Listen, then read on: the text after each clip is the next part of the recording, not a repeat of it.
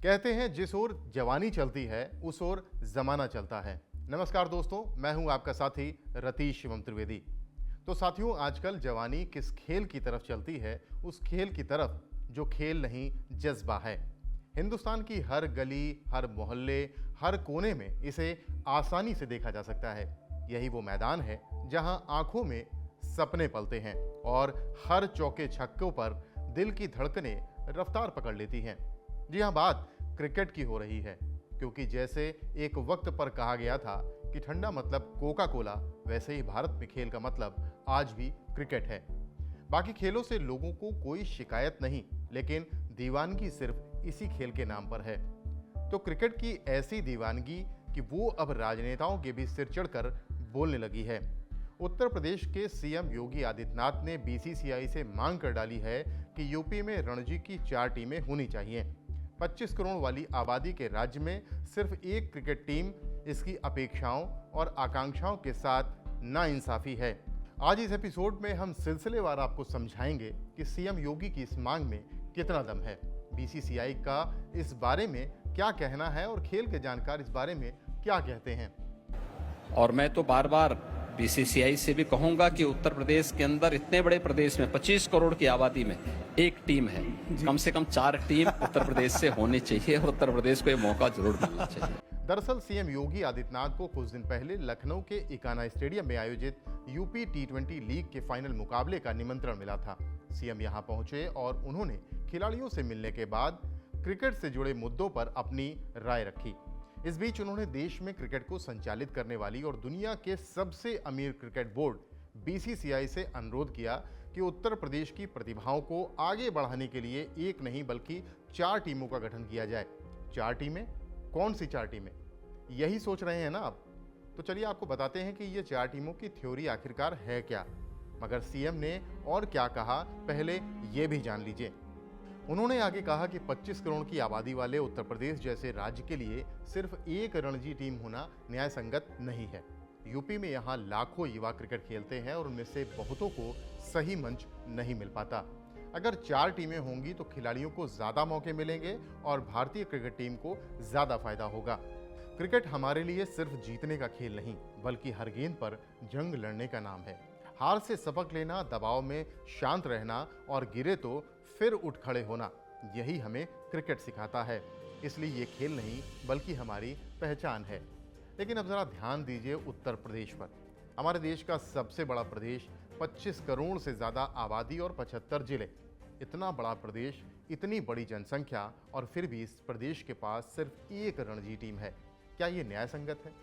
यही सवाल उठाया है उत्तर प्रदेश के मुख्यमंत्री योगी आदित्यनाथ ने। मुख्यमंत्री की इस मांग का सबसे पहले समर्थन किया पूर्व मंत्री और पूर्व रणजी खिलाड़ी मोहसिन रजा ने। मोहसिन रजा का कहना है कि योगी आदित्यनाथ ने खिलाड़ियों के दिल की बात कह दी है। उन प्रतिभाओं का ध्यान रखते हुए और मेरी मांग को उचित मानते हुए उन्होंने बीसीसीआई से उत्तर प्रदेश की 4 टीमों की मांग की है, क्योंकि उत्तर प्रदेश 25 करोड़ की आबादी का राज्य है। पहले भी ये मुद्दा मोहसिन उठाते रहे हैं कि उत्तर प्रदेश जैसे बड़े राज्य में 4 रणजी टीमें होनी चाहिए। मोहसिन का कहना है कि यूपी से आबादी में कम गुजरात और महाराष्ट्र जैसे राज्यों में पहले से 3-3 टीमें हैं। अगर ऐसा इन दोनों राज्यों में हो सकता है तो उत्तर प्रदेश में 4 टीमें क्यों नहीं हो सकती। मोहसिन सिर्फ 4 टीमों की वकालत ही नहीं करते, बल्कि उनका कहना है कि उत्तर प्रदेश में क्रिकेट प्रतिभाओं के चयन में जबरदस्त धांधली हो रही है। 4 या 5 गेंद खेलकर और इतनी ही गेंद फेंककर कैसे किसी युवा क्रिकेटर का आकलन किया जा सकता है। मोहसिन रजा का साफ कहना है कि उत्तर प्रदेश में सीएम योगी आदित्यनाथ ने बीसीसीआई से अपील की है कि यूपी की 4 टीमें होनी चाहिए। इस पर अब काम करना ही होगा। उत्तर प्रदेश भारत का सबसे बड़ा राज्य है, जहां 25 करोड़ की आबादी और 75 जिले हैं। इतनी विशाल जनसंख्या और भौगोलिक विस्तार के बावजूद यूपी के पास केवल एक रणजी टीम है और यही स्थिति हजारों प्रतिभाशाली क्रिकेटरों और उनके सुनहरे करियर के बीच सबसे बड़ा रोड़ा भी बनी हुई है। एक टीम होने के कारण कई होनहार खिलाड़ियों को मौका ही नहीं मिल पाता और उनके करियर पर समय से पहले विराम लग जाता है। ये न केवल खेल के लिए नुकसानदायक है, बल्कि उन युवाओं के सपनों के साथ अन्याय भी है। इसलिए 4 रणजी टीमों की मांग न सिर्फ लॉजिकल है, बल्कि ये यूपी के क्रिकेटरों के लिए न्याय का सवाल भी है। उनका दर्द इसलिए भी छलक उठता है क्योंकि वो स्वयं एक रणजी क्रिकेटर रहे हैं और उन्होंने मैदान पर उस संघर्ष को करीब से देखा है। यूपी जैसे बड़े राज्य में प्रतिभा की कोई कमी नहीं है, लेकिन अवसरों की कमी जरूर दिखती है। मोहसिन की माने तो जब उन्होंने देखा कि युवा खिलाड़ी सीमित अवसरों के कारण अपने सपनों को छोड़ने को मजबूर हैं, तो उन्होंने ठान लिया कि इस मुद्दे को उठाना जरूरी हो जाता है। ये केवल खेल की बात नहीं है, बल्कि ये उन लाखों युवाओं की आकांक्षाओं का सवाल है जो क्रिकेट को अपने करियर के रूप में देखते हैं। उन्होंने कहा कि उनके जैसे कई पूर्व खिलाड़ी चाहते हैं कि यूपी के हर कोने से प्रतिभाएं उभरें और उन्हें राष्ट्रीय मंच पर चमकने का मौका मिले। भले ही पत्रकारिता मेरा पेशा हो, लेकिन एक युवा और खेलों के शौकीन होने के चलते मेरा भी यही मानना है कि यूपी में सिर्फ एक टीम होना अन्याय है। गुजरात और महाराष्ट्र जैसे राज्यों में 3-3 रणजी टीमें हैं, जबकि उनकी आबादी यूपी से बहुत कम है। तो फिर यूपी में 4 टीमें क्यों नहीं हो सकती? यूपी में सिर्फ एक टीम होने से कई प्रतिभावान खिलाड़ियों को आगे बढ़ने का मौका नहीं मिलता। इसीलिए कई खिलाड़ी दूसरे राज्यों का रुख कर चुके हैं और आज वही खिलाड़ी टीम इंडिया की शान बढ़ा रहे हैं। यानी यूपी का टैलेंट पलायन कर रहा है और इसका सबसे बड़ा कारण है उनको मिलने वाले मौकों की कमी। अब जरा रणजी ट्रॉफी पर भी नजर डालें। ये भारत की सबसे अहम घरेलू क्रिकेट चैंपियनशिप है।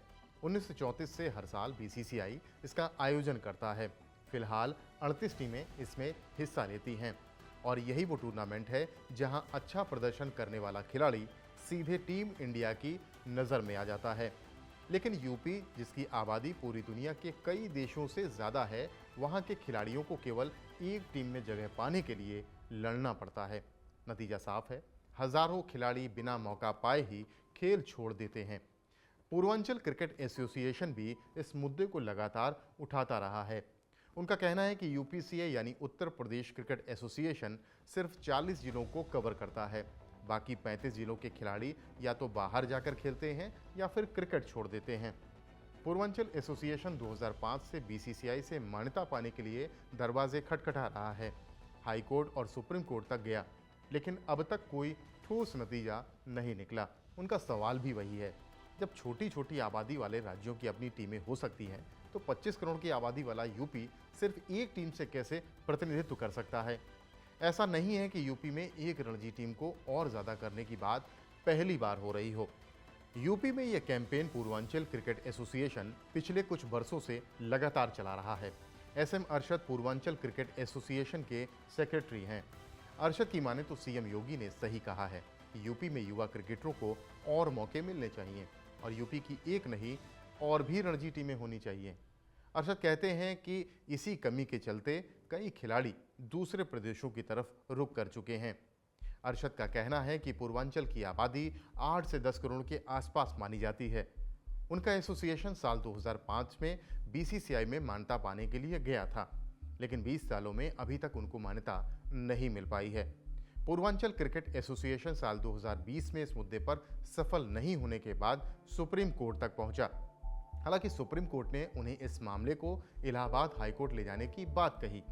साल 2022 में इलाहाबाद हाईकोर्ट ने 6 महीने की सुनवाई के बाद आदेश दिया कि 1 महीने के भीतर बीसीसीआई को इस पर कोई फैसला लेना होगा।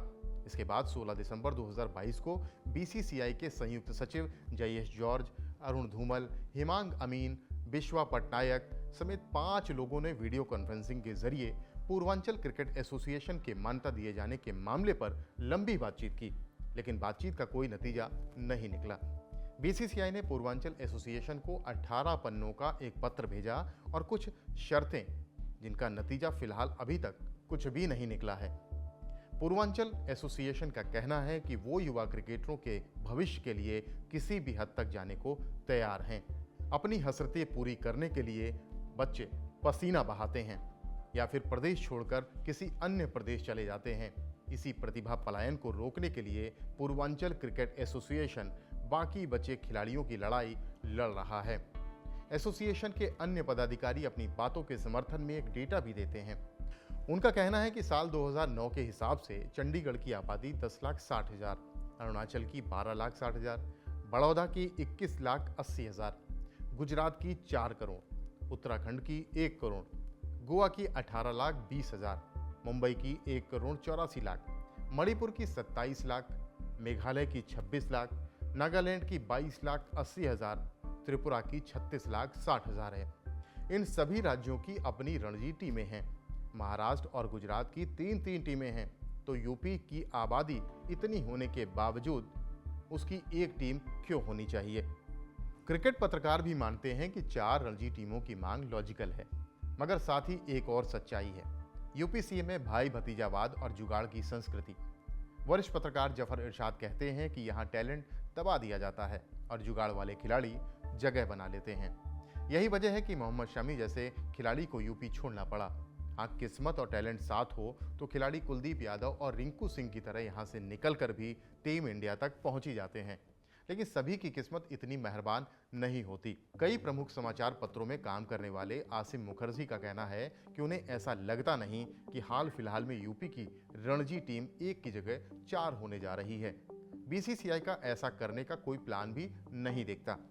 वो एक बात और भी कहते हैं, अगर एक टीम की जगह 4 रणजी टीम बननी है तो स्टेट का विभाजन होने पर ऐसा हो सकता है, जैसा आमतौर पर यूपी की सियासत में कहा जाता रहा है कि यूपी एक बहुत बड़ा राज्य है जिसे 4 राज्यों में बांट दिया जाना चाहिए। तो आइए इस पर भी नजर डाल लेते हैं कि यूपी की सियासत में एक राज्य को 4 राज्यों में बांटने पर अब तक क्या क्या सियासत हुई है।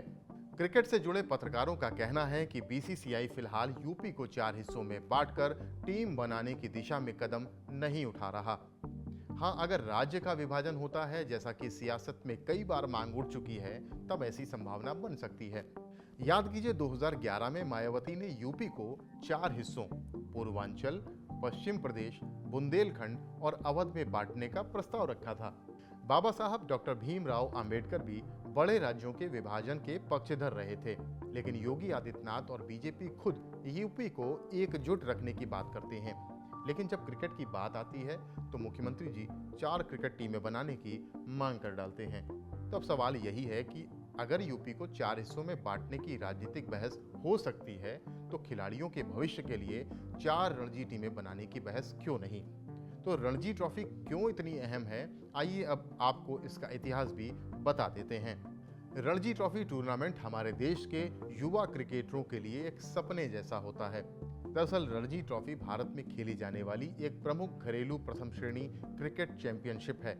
इसका आयोजन भारतीय क्रिकेट कंट्रोल बोर्ड यानी बीसीसीआई के द्वारा हर साल किया जाता है। क्षेत्रीय और राज्य क्रिकेट संघों का प्रतिनिधित्व करने वाली टीमें इसमें भाग लेती हैं। जब इस टूर्नामेंट की स्थापना हुई थी तब इसका नाम भारतीय क्रिकेट चैंपियनशिप रखा गया था।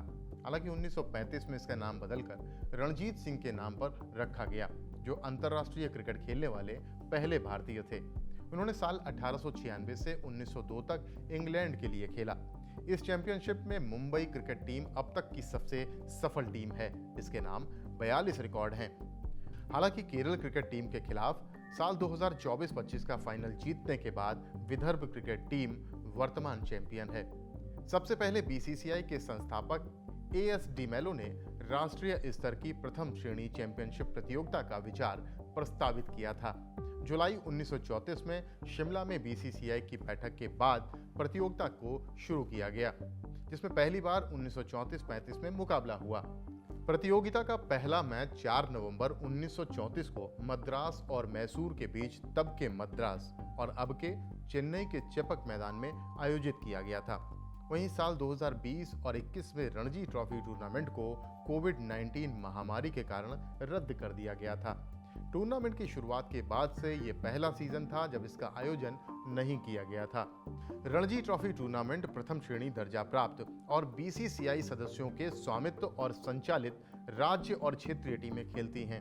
अधिकांश संघ क्षेत्रीय हैं, जैसे मुंबई क्रिकेट संघ या कर्नाटक राज्य क्रिकेट संघ, जबकि रेलवे और सेवाएं अखिल भारतीय हैं।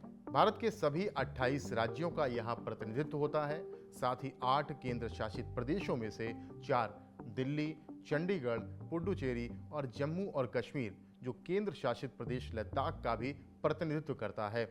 इसके अलावा 4 टीमें राज्यों के भीतर के क्षेत्रों का प्रतिनिधित्व करती हैं। मुंबई और विदर्भ दोनों महाराष्ट्र के भीतर आती हैं। सौराष्ट्र और बड़ौदा दोनों गुजरात के भीतर आती हैं।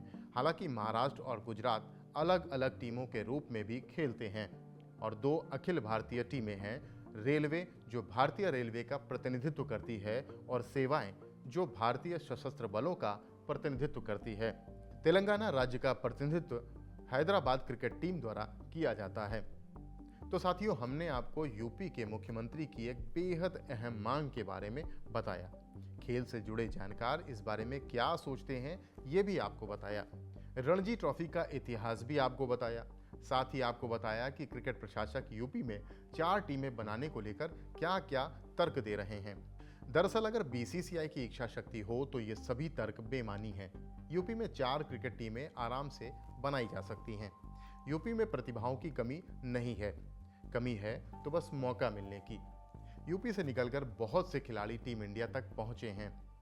सुरेश रैना, मोहम्मद कैफ, भुवनेश्वर कुमार, कुलदीप यादव जैसे कुछ नाम हैं, लेकिन इस सूची को और लंबा क्यों नहीं किया जा सकता? क्या यूपी में टैलेंट की कमी है? बिल्कुल भी नहीं। कमी सिर्फ मंच की है, मौके की है और भरोसे की है।